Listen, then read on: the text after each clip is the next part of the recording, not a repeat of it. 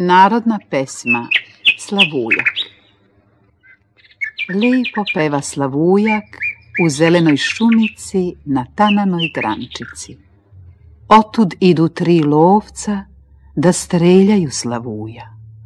On se njima molio: nemojte me streljati, ja ću vama pevati u zelenoj baštici na rumenoj ružici. Uhvatiše 3 lovca i odneše Slavuja. Metnuše ga u dvore da im drage veseli. Neće Slavuj da peva, nego hoće da jada. Odneše ga 3 lovca i pustiše u luge. Stade Slavuj pevati. Teško drugu bez druga i Slavuju bez luga.